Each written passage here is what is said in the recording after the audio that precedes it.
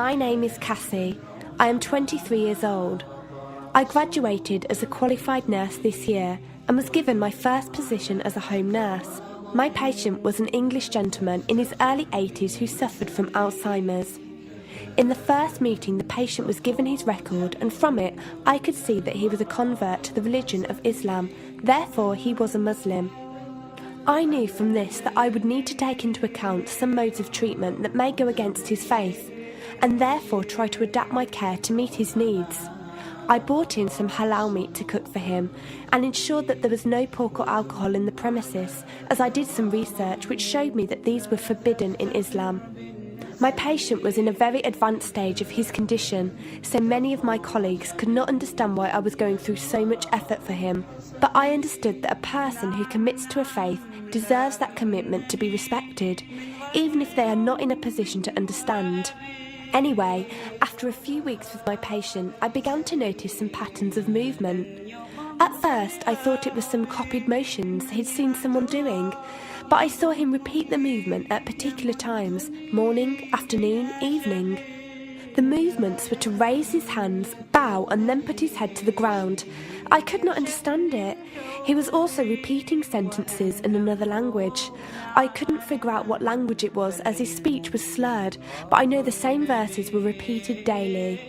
Also, there was something strange. He didn't allow me to feed him with my left hand. Somehow I knew this linked to his religion, but didn't know how. One of my colleagues told me about Paltalk as a place for debates and discussions. As I did not know any Muslims except for my patient, I thought it would be good to speak to someone live and ask questions.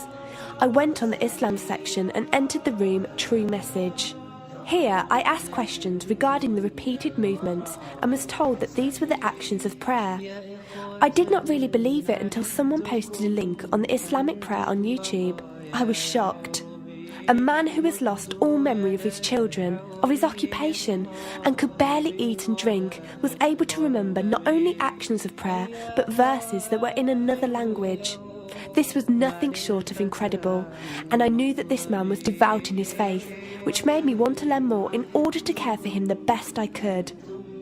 I came into the Paltalk room as often as I could, and was given a link to read the translation of the Quran and listen to it. The chapter of the bee gave me chills, and I repeated it several times a day.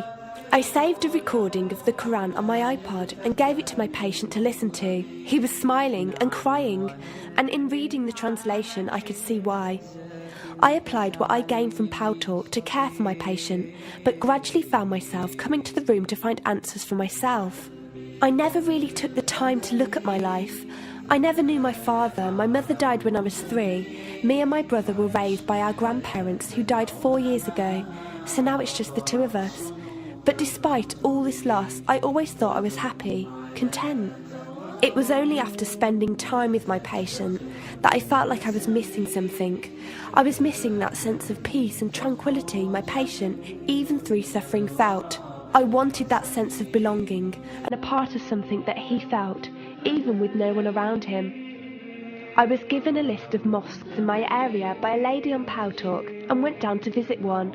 I watched the prayer and could not hold back my tears. I felt drawn to the mosque every day, and the imam and his wife would give me books and tapes to welcome any questions I had. Every question I asked at the mosque and on Paltalk was answered with such clarity and depth that could do nothing but accept them. I have never practiced a faith, but always believed that there was a God. I just did not know how to worship him. One evening I came onto Paltalk, and one of the speakers on the mic addressed me. He asked me if I have any questions. I said no.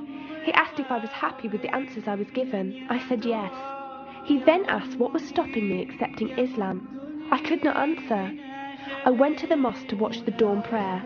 The imam asked me the same question. I could not answer.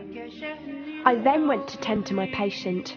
I was feeding him, and as I looked into his eyes, I just realised he was brought to me for a reason, and the only thing stopping me from accepting was fear.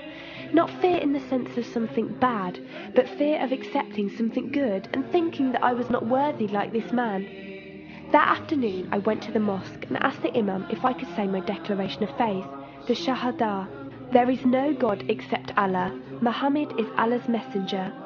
He helped me through it and guided me through what I needed to do next. I cannot explain the feeling I felt when I said it. It was like someone woke me up from sleep and sees everything more clearly. The feeling was overwhelming joy, clarity, and most of all, peace. The first person I told was not my brother, but my patient. I went to him, and before I even opened my mouth, he cried and smiled at me. I broke down in front of him. I owed him so much.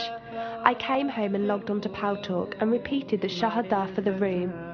They all helped me so much, and even though I had never seen a single one of them, they felt closer to me than my own brother. I did eventually call my brother to tell him, and although he wasn't happy, he supported me and said he would be there. I couldn't ask for any more. After my first week as a Muslim, my patient passed away in his sleep while I was caring for him. Inna lillahi wa inna ilaihi raji'un. He died a peaceful death, and I was the only person with him. He was like the father I never had, and he was my doorway to Islam. From the day of my Shahada to this very day, and for every day for as long as I live, I will pray that Allah shows mercy on him and grant him every good deed I perform in the tenfold. I loved him for the sake of Allah, and I pray each night to become an atom's weight of the Muslim he was. Islam is a religion with an open door. It is there for those who want to enter it. Verily, Allah is the most merciful, most kind.